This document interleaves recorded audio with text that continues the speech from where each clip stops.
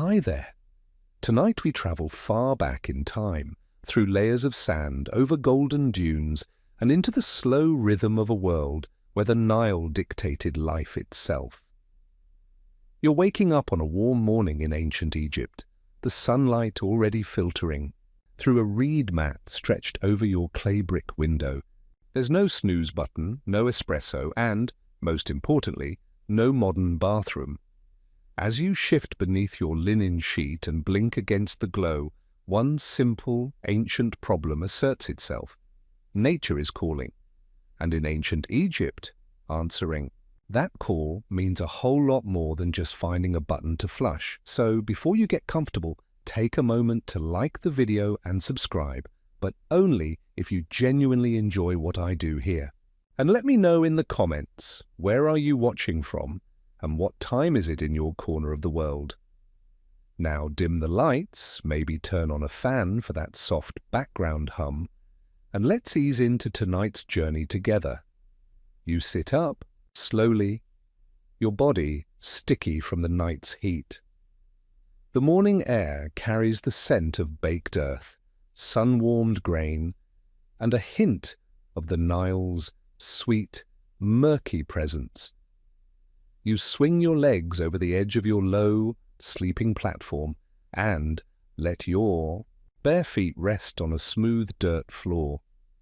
You're in a modest home, maybe a weaver's or a low-ranking scribe's, someone humble but not destitute. There's a basket of dried figs near the door, a jug of date beer left from last night's supper, and a clay pot for washing tucked near a wall niche. And there it is again, that tug in your belly, that all-too-familiar sense that you'll need to take a walk. You slip out quietly. No one wants to discuss it, of course, but you know that everybody in your household has a mental map of their preferred spot. In smaller homes, people often use a communal pot tucked in a corner, which will be emptied later. But many prefer a bit of privacy outside, so barefoot and brisk you step into the courtyard, past a sun-warped basket of laundry, and toward the sandy plot beyond the back wall. Historians still argue whether every house had its own privy or if most relied on shared facilities and basic squatting pits. The answer seems to vary widely depending on class, geography, and even the season. In towns, archaeological digs have uncovered household latrines with ceramic drain pipes, while in rural villages you might find nothing more than a flat stone and a stick used to dig a quick hole. What you find today, though, is a stone slab, worn smooth, resting atop two bricks. It's been used before, you can tell. And beside it, a stack of flat pottery shards called ostraca, and a bundle of withered reeds tied loosely with twine. Welcome to your ancient Egyptian toilet paper. You crouch with a little grimace, knowing that nothing about this process will be quick or particularly pleasant. But you're used to it. Everyone is. And here's where things get interesting. The ostraca you'll use aren't just bits of random debris. They were once broken pieces of pottery, often from jars or amphorae. In more literate households, they were even used to jot down quick notes, practice writing, or tally grain. So yes, sometimes you wipe with ancient receipts, a little history on your history, so to speak. Quirky tidbit. Archaeologists once found an ostracon featuring a doodle of a monkey and a priest, and while we don't know if it was ever used for this purpose, well, the humor writes itself. You finish up and reach for a reed. It's dry, splintery, and not at all inviting. But moistened with water or oil, it becomes marginally more tolerable. Some used linen rags, washed and reused if you were lucky, but for most, it was reeds and shards. That's just how things were. You stand brushing the sand from your feet and the hem of your linen tunic.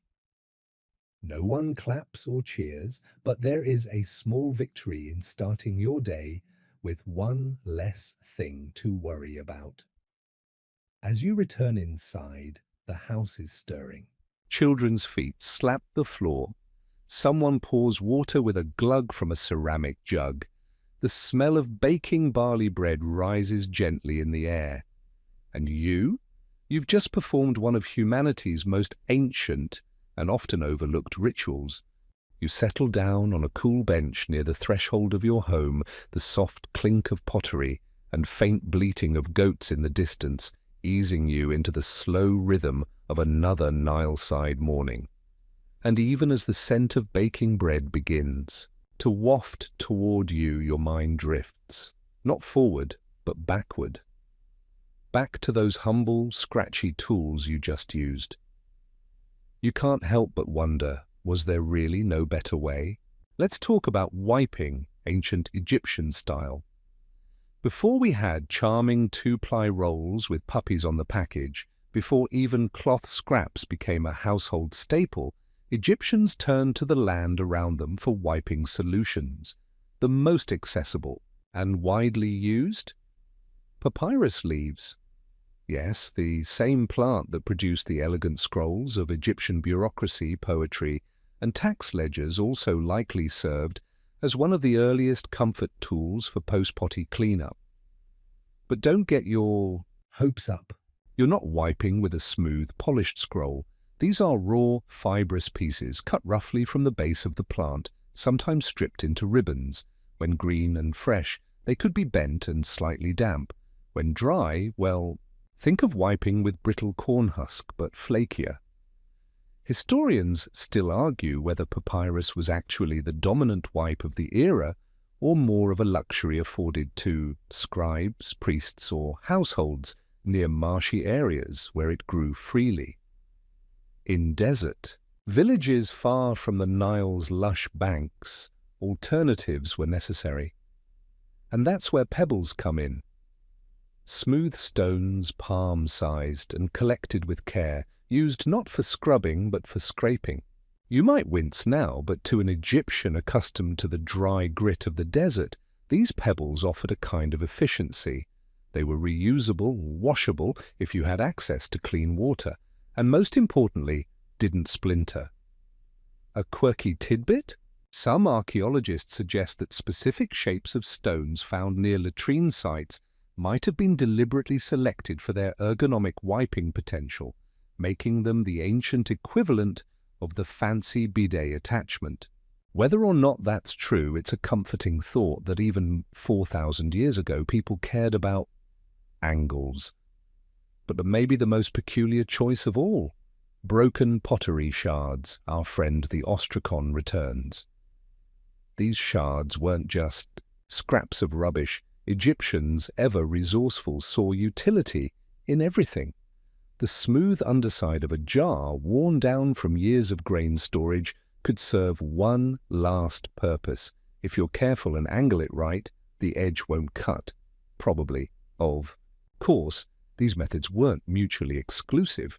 A typical household might keep a basket or jar beside the toilet area, if they had one at all, filled with a mix of materials, reeds, stones, shards, and even cloth for the well-to-do.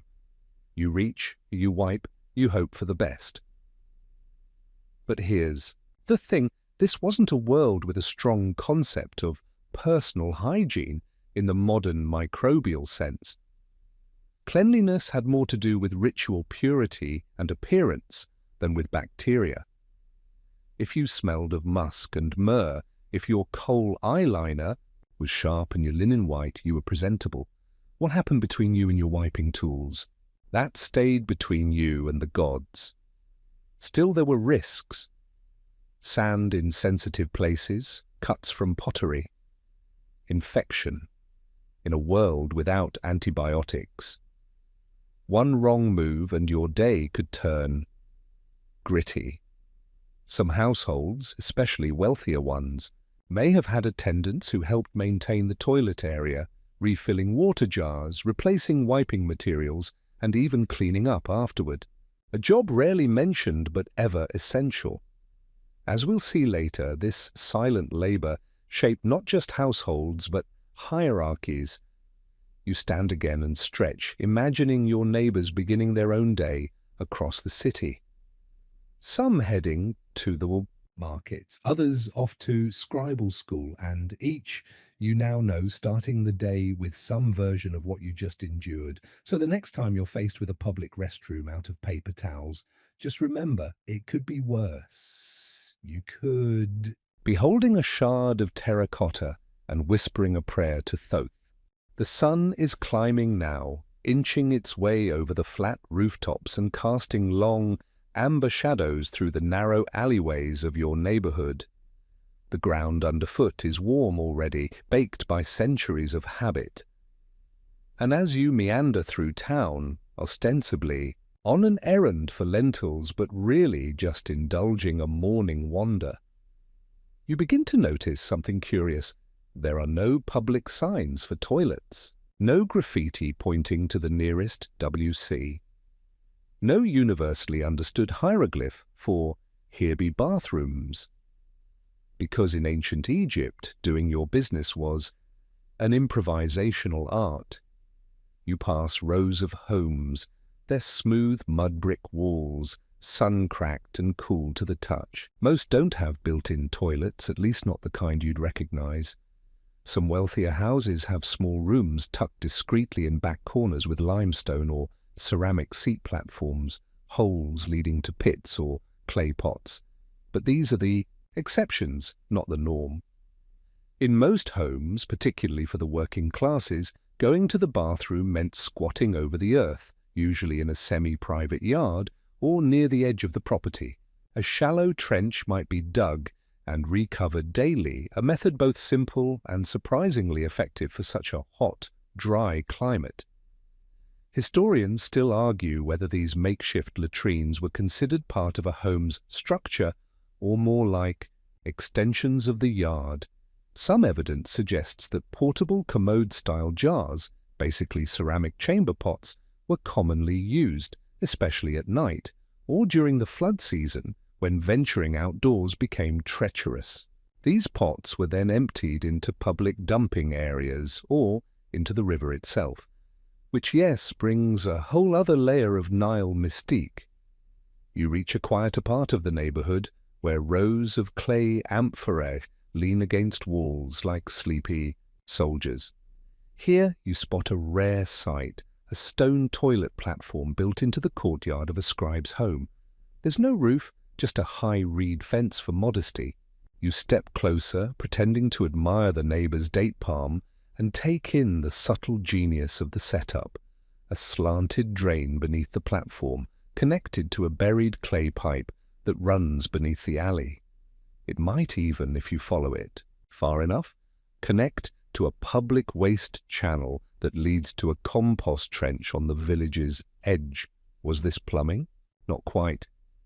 But for its time, it was a marvel of sanitation. Still, these systems were few and far between. Most Egyptians simply found a quiet corner, outdoors. In cities where privacy was harder to come by, some communities set up communal toilet areas, essentially shared pits with minimal separation. It wasn't glamorous, but it was functional, and probably the origin of many awkward morning encounters. A quirky tidbit: archaeologists have found ancient wiping bowls, small vessels thought to be used to hold wiping water or store reeds. Some were even decorated, which suggests they weren't hidden away in shame, but accepted as part of daily life. And, speaking of daily life, your stomach grumbles. That lentil errand feels more pressing now. You make your way to the market, the scent of roasted onions and garlic drifting from a nearby stall. But as you pass the edge of a public courtyard, something familiar catches your eye. It's a trio of children crouching near a wall, giggling and squabbling over a small pile of smooth pebbles. One holds up a particularly shiny one, like a prize. A grandmother emerges and shoos them away, gathering the pebbles and muttering something about wasting the good one. Yes, those are wiping stones, right there in broad daylight, and somehow it makes you smile, because here, in this sun-drenched land of gods and gold, wiping your butt is still just wiping your butt. Whether you're a priest or a potter, some things never change. You reach the edge of the marketplace, greeted by the metallic clang of bronze scales, the soft hiss of water jugs being poured, and the occasional donkey bray echoing between mud brick stalls. Merchants shout prices over pyramids of lentils, carob pods, dried fish, and bundles of garlic. But your eyes are on something far less edible, a low table stacked with papyrus sheets, not the fine scrolls of scribes, but coarse offcuts sold cheap to anyone not too concerned with splinters. And suddenly you remember something your neighbor said. The baker's son wiped with papyrus until he didn't. No one explains further, but the implication lingers. Let's talk about papyrus as toilet paper. Yes, again. Because it deserves its own full moment in the sun. Papyrus was the backbone of Egyptian writing culture, made by slicing the plants, long triangular stalks into thin strips, pressing them together and drying them under heavy weights. The result was a somewhat flexible, fibrous sheet. The smoother the finish, the more expensive it was.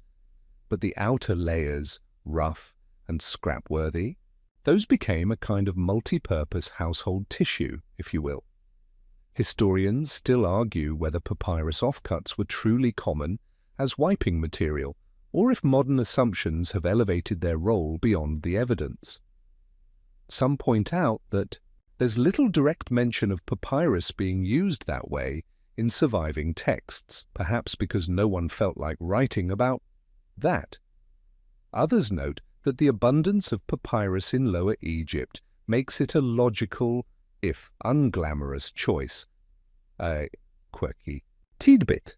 Some preserved papyri include tiny doodles or practice hieroglyphs, almost like ancient sticky notes. Imagine reaching for a sheet and reading a child's first attempt at writing cat just before doing your business. Still, papyrus had its drawbacks. Dry sheets could crack and flake, damp ones could dissolve mid-wipe. And the sharp edges, less than ideal. Some people reportedly soaked papyrus in oil or water to soften it, and a few fancier households even added scented oils. Egyptians were known for their perfumes, after all. A hint of frankincense on your, was a mark of class. You pass the papyrus vendor with a polite nod and pause to inspect a water jug. Not just any jug, one fitted with a narrow spout, a wiping aid, if you will. Though Egyptians didn't have bidets, they weren't entirely strangers to the idea of rinsing. In wealthier homes, small water vessels were often kept near the toilet space, used to wash hands and potentially other parts. Here, again, historical certainty grows fuzzy. Some scholars suggest the presence of personal cleaning jugs in Toumi. Paintings hints at a water-based habit, while others argue these vessels were for anointing or ritual purification, not hygiene, but based on logic and climate. A little rinse probably went a long way. You hoist the jug and feel its weight. Cool. Clay. Practical. And just ambiguous enough to pass as decorative when in polite company. You continue strolling, glancing up at the whitewashed walls around the marketplace. One you notice is marked by a faint brown line running from a broken gutter down to the street. A drainage system, perhaps even part of a waste management route. Though sanitation in ancient Egypt wasn't anything close to modern, it wasn't entirely absent either. Larger towns, especially in later periods, featured basic drainage ditches that ran alongside streets, carrying runoff, dishwater, and, yes, human waste out to communal pits. In wealthier compounds, clay pipes sometimes funneled waste from household toilet rooms into buried sumps, emptied by hand, usually by servants or slaves. And therein lies a truth often glossed over. Someone always had to deal with the aftermath. Wiping, cleaning, discarding, draining, all of it was supported by labor. You might clean yourself with a stone, but someone had to scrub it later. which brings us back to that jug in your hand. You place it down gently, give the vendor a nod, and head back toward home, your mind swirling with questions. Who decided papyrus was okay to wipe with? Did anyone ever enjoy the wiping process? What did they use at the royal palace? And most importantly, how did no one in 4,000 years come up with something better? But that's the joy of ancient history, isn't it? Progress wasn't always linear, and sometimes the people who built pyramids still wiped with whatever was lying around. Back home, you lower yourself onto a woven mat in the shade of your courtyard fig tree. A gentle breeze rustles through the reeds, and somewhere nearby, a neighbor sneezes twice, loudly.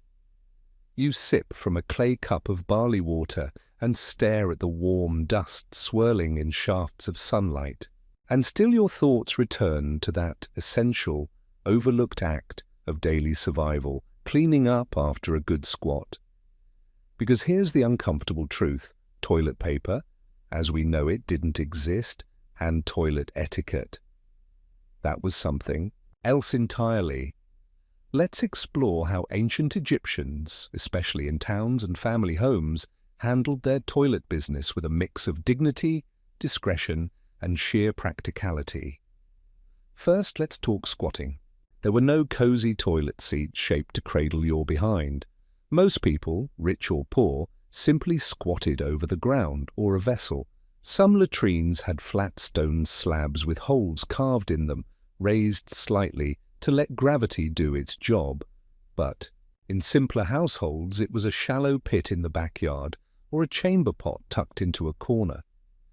One particularly ingenious method noted by historians studying domestic artifacts involved placing a smooth board or plank over a sunken jar, with a cutout space in the center. It looked crude, yes, but it allowed for more targeted delivery, let's say. This also made cleanup a little easier, assuming you weren't the one doing the cleaning. And speaking of cleanup, let's return to the person behind the curtain, the servant or family member charged with waste disposal. These individuals rarely show up in Egyptian art or writing, which has led scholars to speculate. Historians still argue whether this invisibility meant they were so low in status they didn't even merit mention, or whether toilet-related tasks were simply shared among family in a sort of unspoken rotation of silent suffering. But if you think ancient Egyptians had no shame, think again. There's strong evidence, both in textual and physical remains, that people preferred privacy when relieving themselves. Houses were often designed so that the toilet area, if it existed, was tucked away from public view, sometimes literally behind a curtain of woven reeds or linen. And if there was no dedicated space, people waited until no one was watching, or wandered a short way into the fields. Now here's a quirky tidbit. In some regions, animal dung was repurposed as fuel for cooking fires. You can imagine how complicated that made things in the cleanup department. Did families have separate piles for cow only and don't touch this, trust me? We can only hope so. Another oddity comes from magical papyri spells and charms written down by ancient scribes. A few of these include references to bodily functions, suggesting that wiping wasn't just a physical act, but, in some cases, a spiritual one. You'd cleanse not just the body, but the aura too. A fresh start, quite literally. And then there's the communal angle. In cities like Thebes or Memphis, where housing was dense and walls were thin, people likely shared informal toilet spaces, back alleys, sandpits, even parts of public gardens. In such close quarters, wiping materials became communal too. A basket of stones, a bundle of used but washable cloths, or a pile of leaves. You took what you needed and tried not to think too hard about who used it last. But perhaps the most humanizing part of all this? People talked about it. Jokes asides, little carvings in walls that suggest some toilet humor transcends time. In one workers' village near Deir el Medina, A bit of graffiti reads something along the lines of, "He who eats dates should not fear the squatting place." A digestive PSA, if you will. You finish your barley water and rise brushing dust from your linen tunic. Overhead, the sun hangs lazily above the city, and you realize with a chuckle that for all their glorious temples and gold-draped gods, ancient Egyptians still had to deal with the daily dilemma of wiping. Maybe not with two-ply, but with just enough ingenuity to get by. And, tomorrow, you'll look at your smooth stone with new appreciation. The afternoon heat starts to hum. A low, buzzing presence settling across rooftops and rising off the stone pathways like a desert mirage. You wander slowly back toward the temple district, not for worship this time, but for curiosity.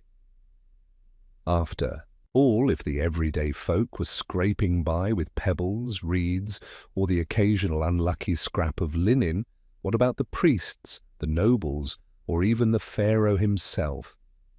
Let's take a peek behind the veil, quite literally, into the cleansing habits of ancient Egypt's elite.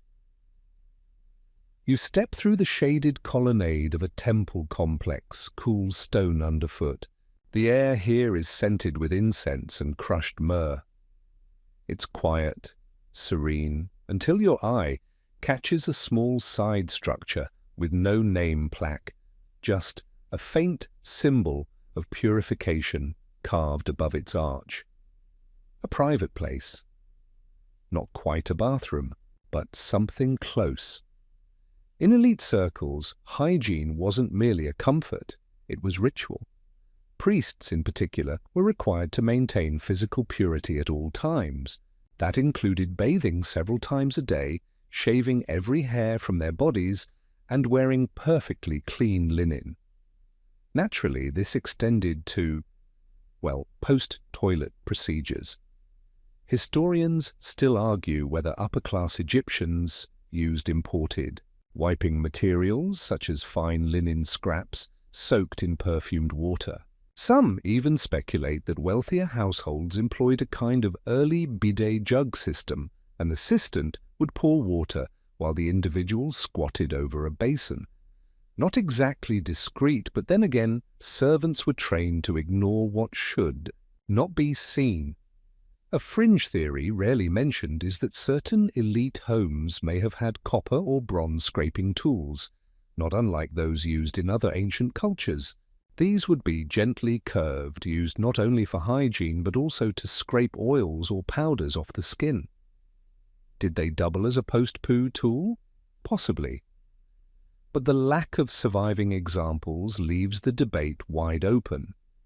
Meanwhile, palace records describe entire cleansing rooms in royal quarters, complete with basins, ointment jars, and piles of folded linen. The presence of scented oils like kaifi or lotus blossom near these rooms suggests they were used in more than just perfuming ceremonies. You stroll past a painted wall and notice a servant depicted pouring water into a ceramic bowl while another figure kneels. The inscription mentions daily renewal of the flesh, a euphemism perhaps for exactly what you're imagining. But let's not forget the realities even elites couldn't avoid. Mosquitoes, heat, and in times of bad Nile floods or disease, latrines overflowed, and noble or not, you were still in for an uncomfortable time. Even palatial homes had to contend with manual waste removal. Workers, often slaves or the very lowest servants, emptied chamber pots, carried full clay jars to cesspits, or dumped them far outside the city walls. Some pits, archaeologists believe, were lined with palm fibers to slow leakage. Others, not so much. A quirky tidbit?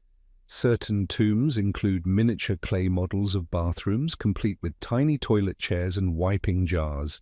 Whether this was symbolic or just the ancient Egyptian way of saying, "You'll still need this in the afterlife," no one knows for sure. You duck into a side courtyard now, where sunlight filters through reeds tied into decorative arches. There's a stone bench here, smooth and warm. You sit, and for a moment, you imagine yourself not as a wandering neighbor, but as a high priest, clutching your ceremonial cloth, waiting for an acolyte to pour water from a spouted jar behind. You think, even with servants' gold and divine status, everyone wipes. They may just do it with better linen. The temple fades behind you as you follow a narrow lane that runs along the edge of the city. Dust clings to your sandals. Your fingers trail the rough wall of sun-baked brick, and as you reach a small clearing with shade from a sycamore fig, you're struck by another thought. What about the children? Because if grown men and women had to improvise, soak, rinse and scrape, then what on earth did kids do when nature called? Welcome to the slightly stickier, occasionally sillier world of childhood hygiene in ancient Egypt. You hear laughter around the corner. A group of children, barefoot, sun-darkened and grinning, are tossing pebbles in a game of balance. One of them squats quickly behind a small bush, then runs off without missing a beat.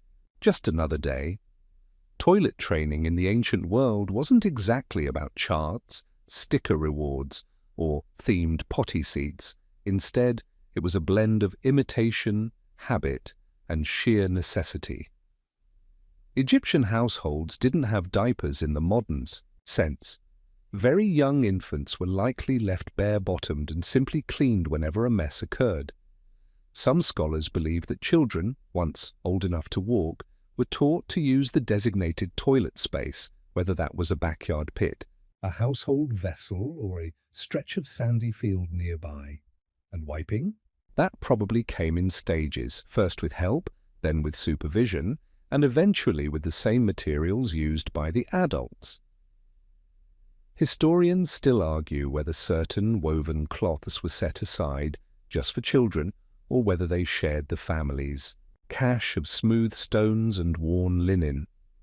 One ancient depiction on a household wall shows a child holding a small jug, possibly a portable wash container, possibly just a toy. Who's to say it wasn't both? A quirky detail here.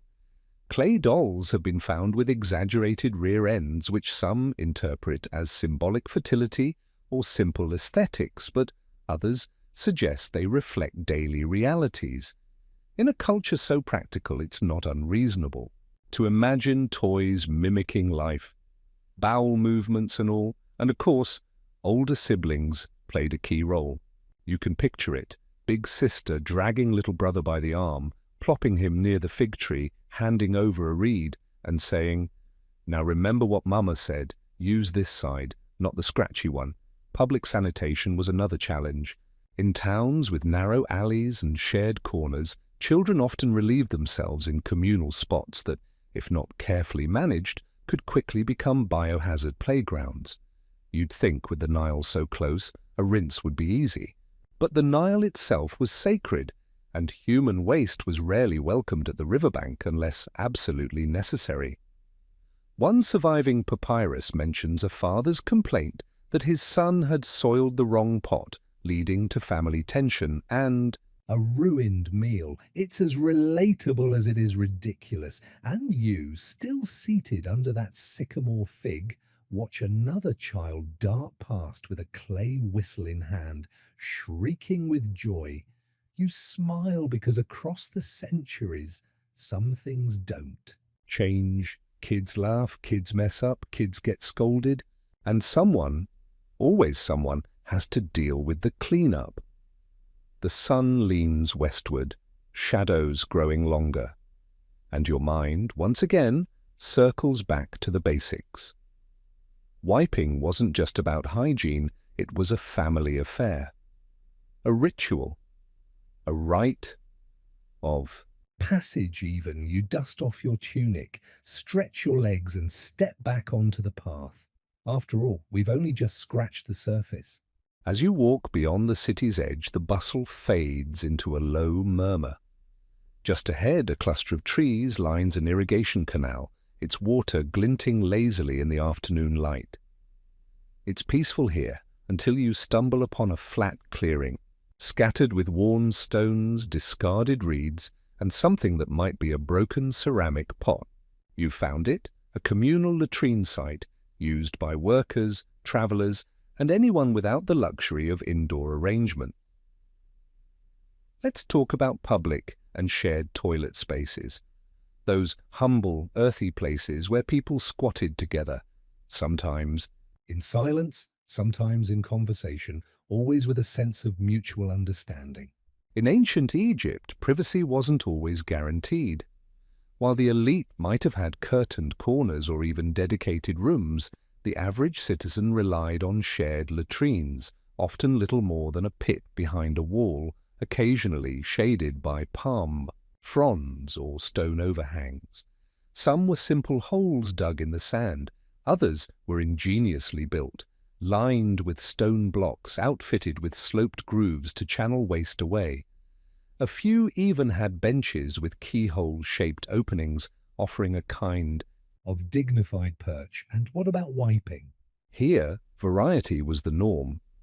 People grabbed what was on hand, flat stones, balled-up leaves, twisted reeds, or frayed bits of cloth. These were kept in a communal basket, or not at all. You simply brought your own or made do.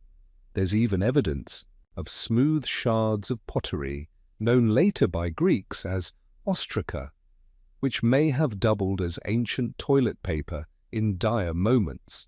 Not exactly charming, but effective.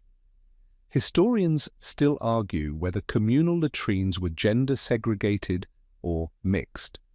Some temple precincts suggest men and women used different areas, while village remains hint at more fluid arrangements. Modesty, it seems, bent to necessity. A quirky tidbit. In some communal spaces, archaeologists have discovered faint etchings on walls, simple graffiti of faces, animals, or even poetic lines. One scratch reads, "I sat here after Akotep. He smelled like onions." Truly, the earliest Yelp reviews. Now consider this. When major construction projects were underway, temples, canals, or tombs, entire temporary worker cities sprang up, housing hundreds or even thousands of laborers. These places required large-scale waste management. Enter the latrine zone, a designated area with deep pits, sometimes layered with sand or ash. Waste was buried, occasionally repurposed for fertilizer. Yes, really. Or burned. You stop, near the canal's edge, watching a woman rinse a clay pot. She glances your way, nods, and points downstream, where two children are scrubbing their hands. Hygiene, even when rudimentary, was important. Many Egyptians washed after using the latrine, either with water or sand. Sand, after all, was abrasive and, in a pinch, strangely effective, like Mother Nature's loofah, if you will. And while some may shudder at the idea of shared toilet tools, there's something oddly communal about it, an understanding that this too is part of life. You go. You wipe. You nod politely. You move on. A breeze picks up, carrying the scent of sweetgrass and Nile mud. You take one last look at the stones, the water, the worn footpaths between trees. You've stepped into a space most history books forget, but one that's deeply, unmistakably human. The Nile shimmers behind you as you make your way toward a small farming village just beyond the floodplain. It's quieter here, just a few donkeys braying, palm trees rustling, and the ever-present flutter of linen garments on washing lines. But tonight, you're after something unexpected. Because tonight, we're going to talk about poop and religion. Yes, really. In ancient Egypt, even the lowliest byproduct of the body had a place, sometimes symbolic, sometimes practical, and, in a few cases, nearly divine. You duck through a narrow stone gate and into a courtyard. An older man sits carving a small scarab from clay.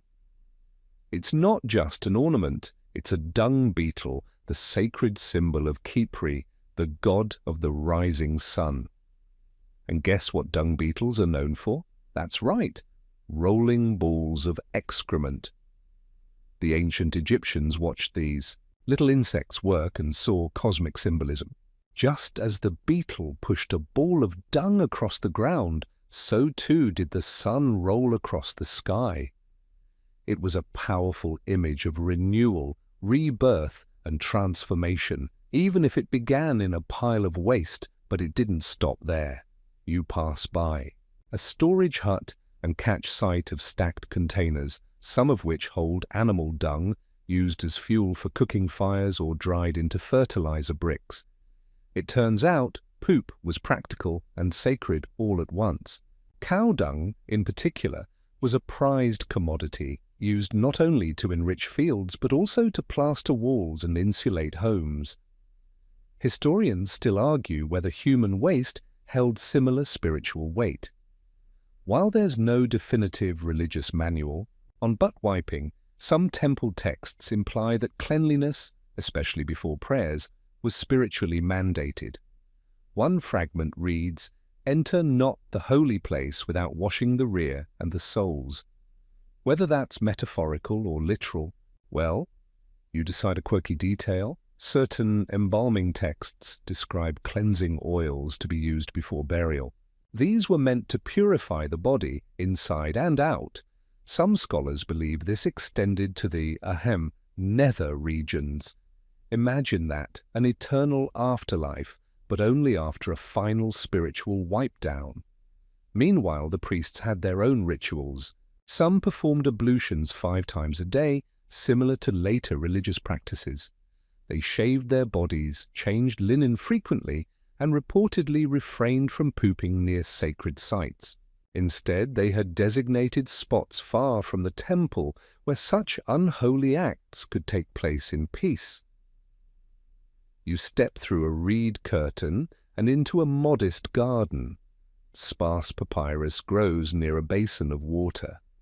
A servant ladles water into a clay bowl, pours it over her hands, then over a flat stone resting on the ground. She scrubs with care. Even outside the temple, purity was power. And perhaps most fascinating of all is the symbolic inversion, the idea that waste could become sacred, not by its form, but by what it represented: renewal, humility, and the cyclical nature of life. You exhale, letting the breeze from the Nile carry away the earthy scents. Under the palm trees, you sit for a moment and reflect. In ancient Egypt, you didn't just wipe your butt, you participated, knowingly or not, in a vast spiritual ecosystem that made meaning from the mundane: dung beetles, cleansing oils, sacred toilets. And somehow it all rolls back, like the sun, like the beetle, to where we began.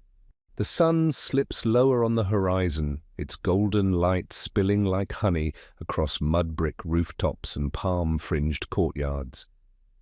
You step carefully between 2 homes, following the scent of firewood and something less pleasant. You're nearing one of the more uncomfortable truths of ancient Egyptian life: waste disposal, and the people who had to deal with it. Because once you've wiped, the question isn't just how, but who cleans it up. You pause beside a doorway just as a young servant girl emerges, holding a small clay pot at arm's length. It's not water, not soup. No, it's something far less glamorous. She carries it to the edge of a nearby pit and tips it with a grunt. The smell confirms your suspicion: chamber pot duty. In wealthier households, this job often fell to the lowest-ranking servant, typically a young girl or enslaved worker. These pots, used at night or during illness, had to be emptied discreetly, cleaned with sand or water, and returned without fuss. Imagine being handed a pot of someone else's used linen or oily wipestone and told, "You missed a spot." Lovely. Historians still argue whether waste disposal was formally structured or more ad hoc. Some communities had designated dumping zones, either outside the city wall or near fields where waste might be buried or burned. Others relied on informal systems, where individuals simply tossed contents into the street, a practice so common in later European cities that scholars wonder if Egypt had its own watch your head moments. But there are signs the Egyptians were more civilized. Some homes had sloped corner floors leading to drains, and in larger households, waste was sometimes buried in backyard pits lined with straw or sand. One archaeological site in Amarna revealed latrine pits carefully layered with ash, suggesting not just use but maintenance. And then there were the true unsung heroes, the night soil carriers. Yes, it's believed some communities employed workers to remove human waste from designated zones, possibly even selling it as fertilizer or drying it for fuel. There's something poetic in that full-circle moment, your unmentionables becoming the morning fire that cooks your bread, a quirky tidbit. Some wealthier tomb paintings depict servants carrying odd bundles with tongs or cloths. No one knows exactly what they're holding, but some Egyptologists propose it's waste-related. A royal flush it was not. You watch the servant return, shoulders slumped, hands raw from scrubbing. In her world, there's no glory in cleanliness, only the quiet expectation that someone has to do the dirty work. She pours a small basin of scented water over her fingers, mutters a prayer, and disappears into the shadows. And here you are, watching from the sidelines, reminded that wiping your butt in ancient Egypt wasn't just a personal matter. It was part of a domestic system, an invisible economy of labor, duty, and subtle dignity. Even if no one liked to talk about it, a faint purple hue brushes the sky as the first stars blink awake. You walk through the village slowly now, trailing your fingers along mud brick walls, still warm from the day's sun. The air is cooler, softer, and with each step you pass doors, closing for the evening, fires glowing low and the smell of lentils, onions, and the faintest whiff of smoke-infused dung cakes. Which brings us to something you've likely been wondering. What about wiping at night, without streetlights or modern plumbing? Going to the bathroom after sunset was an entirely different game. You couldn't just stumble into the dark and hope for the best, not with snakes, scorpions, and the occasional wild dog lurking beyond your front door. So, inside the home, tucked in corners or beneath sleeping platforms, were chamber pots, small, ceramic or stone containers. Some were plain, others carved with decorative fluting or animal motifs, which is frankly a bit much for what they held. These pots were paired with scraps of cloth, bundles of reeds, or even flat stones stored nearby. And if you lived in a wealthier household, you might even have a designated night latrine room built with drainage channels and a vented wall. Rare, but possible. Historians still argue whether such in-home latrine chambers were common among the middle class or reserved for the elite. Excavations of modest homes in Thebes and Amarna show no consistent layout, suggesting that nighttime hygiene was often improvisational. Now here's a quirky detail. Egyptians sometimes placed amulets or charms near their beds to ward off bad spirits that could enter during sleep or during bathroom visits. One popular charm featured the image of Bes, a squat, lion-faced dwarf god believed to protect against evil, and perhaps against nocturnal accidents too. You sit beneath a fig tree near the village square, watching an elderly woman scatter sand beside her door.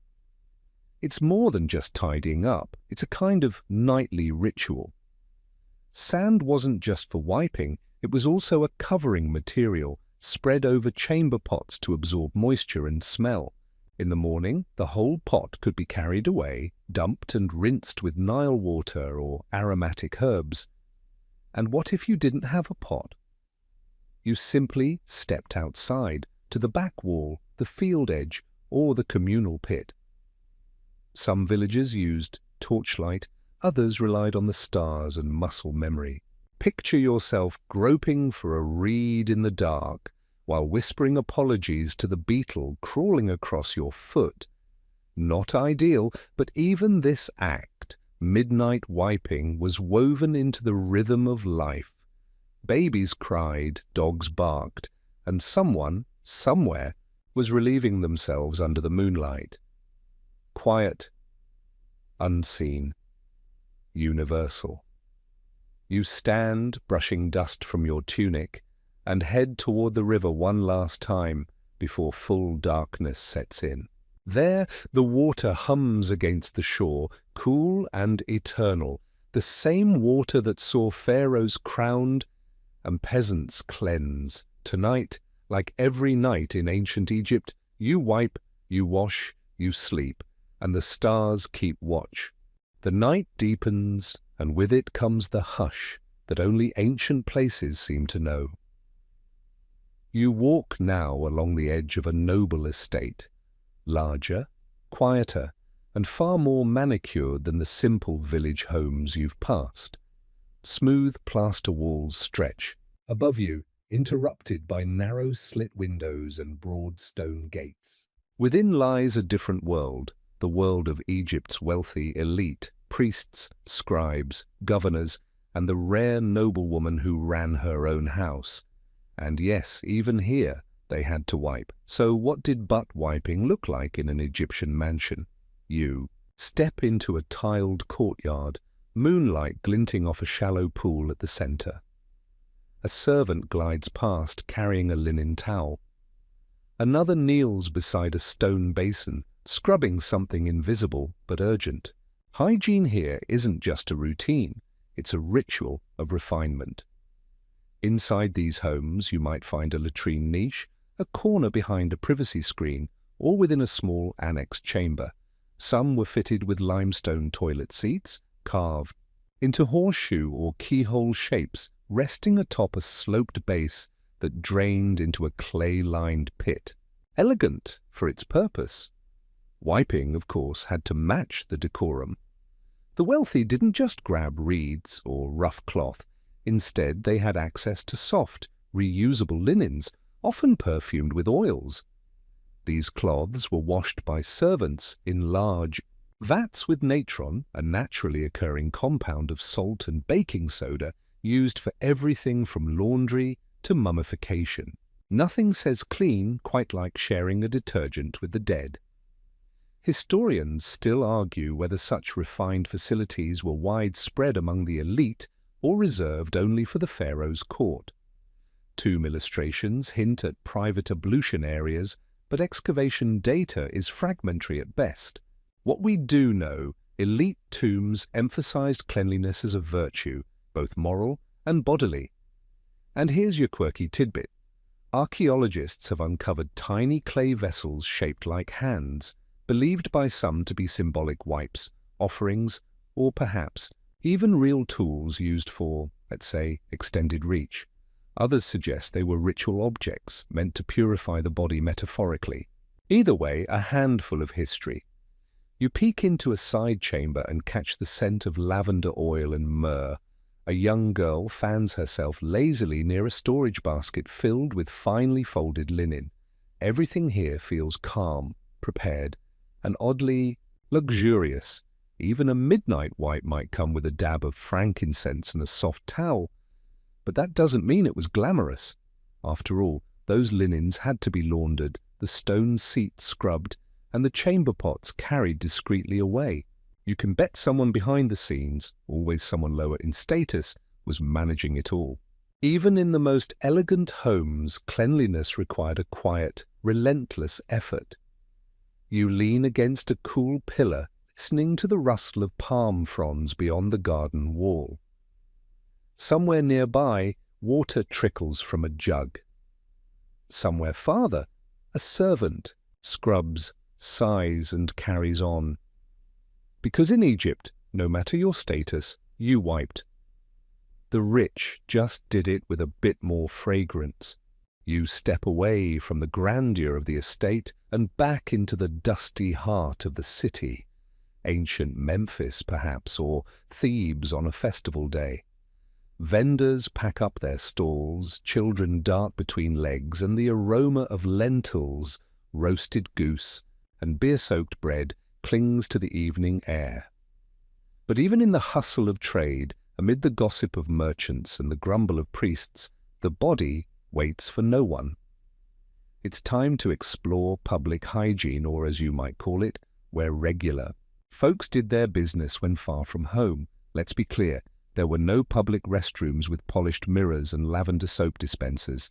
But ancient Egypt did have shared latrine zones, some attached to workshops, temples, or guard posts.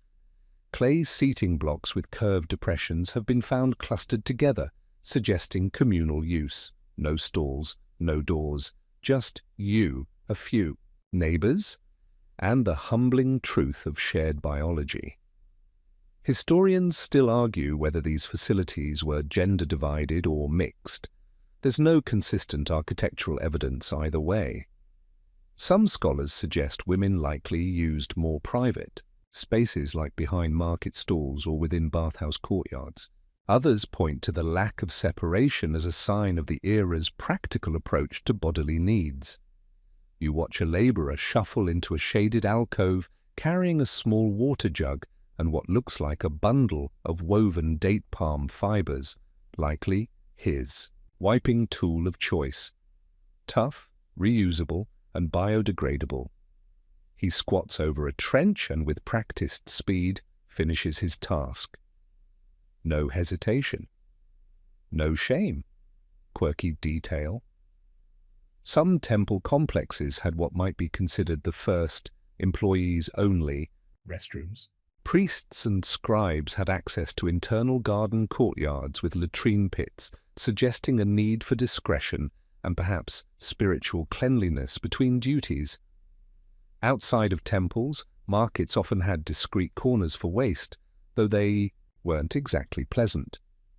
Clay pipes sometimes ran beneath vendor stalls to carry grey water away, but human waste? That was usually gathered in pits or thrown into designated waste canals, periodically flushed by diverted Nile water during the inundation season, and yes, that water sometimes flowed past homes. Makes you think twice about bathing downstream. You wander further into the urban maze past scribes, musicians, and bakers stowing their tools. The streets narrow. The smell sharpens.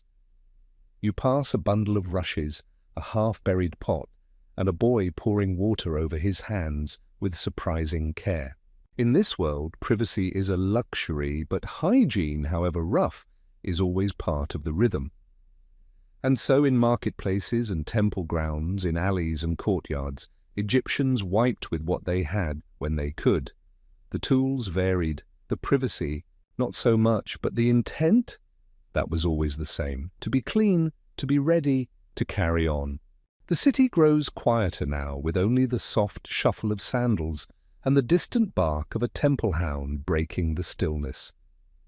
You find yourself walking toward the water's edge again, where the moonlight dances over the surface of the Nile, the river, the giver of life, the washer of sins, and yes, the final rinse after wiping your butt.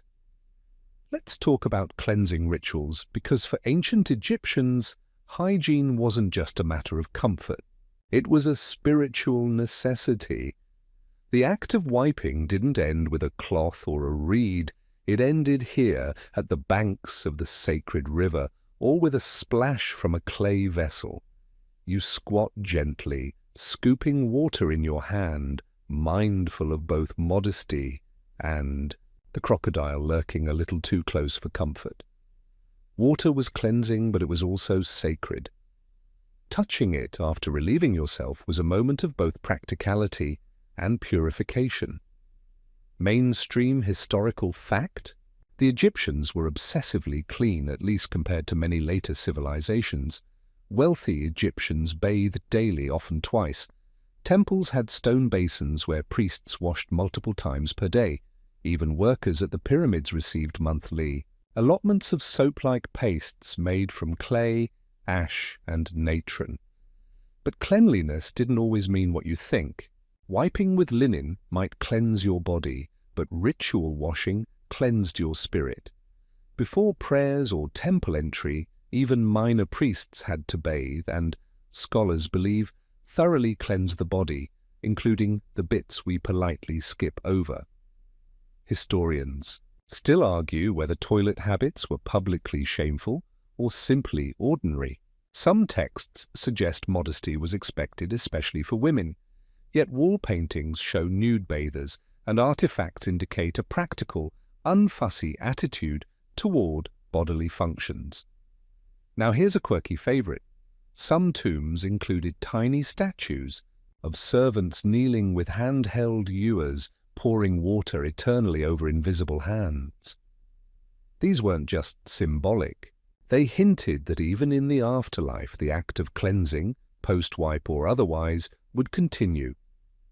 You hear a splash nearby, a fisherman maybe, or a temple novice fetching water before morning prayers.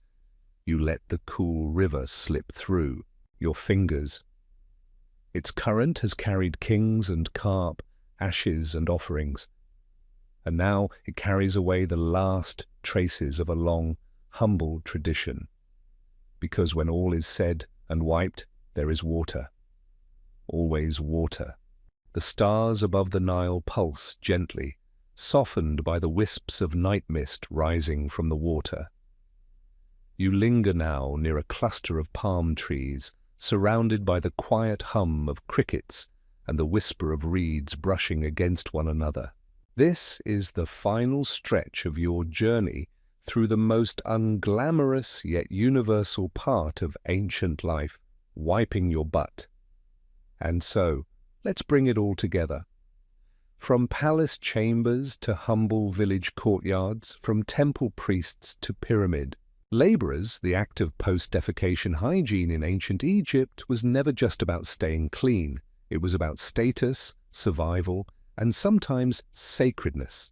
The tools ranged from linen cloths, palm fronds, and smooth pebbles to clever innovations like perfumed water jars and natron-laced wash basins. But even with all those choices, most Egyptians, especially the poor, used whatever was at hand. A bit of pottery shard known as a ostrakon, a tuft of grass, or just the time-tested sand and squat combo. Not luxurious, but functional. Mainstream historians agree that wiping and washing weren't just about physical cleanliness. In a society obsessed with order, mahat, and ritual purity, bodily hygiene played directly into how Egyptians believed the universe functioned. To neglect it wasn't just uncouth, it was spiritually dangerous, and yet historians still argue whether these routines were strictly followed by everyone, every day. Did field workers always have the time or tools? Were temple rituals mostly aspirational for everyday folks? The truth likely varies, just like today. Some days you had natrons and sunshine. Others, just a stick and a prayer. One final quirky image. In a medical papyrus, there's a spell-invoking Thoth, the ibis-headed god of wisdom, to help relieve constipation. Because even gods knew the value of a smooth exit. You make your way back toward the simple mud brick home where this all began. Maybe you're carrying a small jug of rinse water, maybe a folded cloth, maybe just the knowledge that 3,000 years ago someone else walked this very route under the same moon, with the same situation. And that, more than any monument or myth, ties us together. And now, as we draw the curtain on tonight's gentle journey through ancient Egypt's most private rituals, let yourself ease into stillness. The stars remain above you, soft, ancient, and familiar, as the last whispers of wind rustle the reeds near the Nile. The world around you slows. The worries of the day soften, as if time itself is rinsing them clean. You feel the warmth of the sand beneath you, the memory of distant laughter, the scent of dried herbs and faint oil lingering in the air. The river continues its timeless flow beside you, patient and constant, like the breath you now follow, deeper, slower, quieter. You've walked through bustling courtyards and quiet latrine corners, past scribes, servants, nobles, and night soil collectors.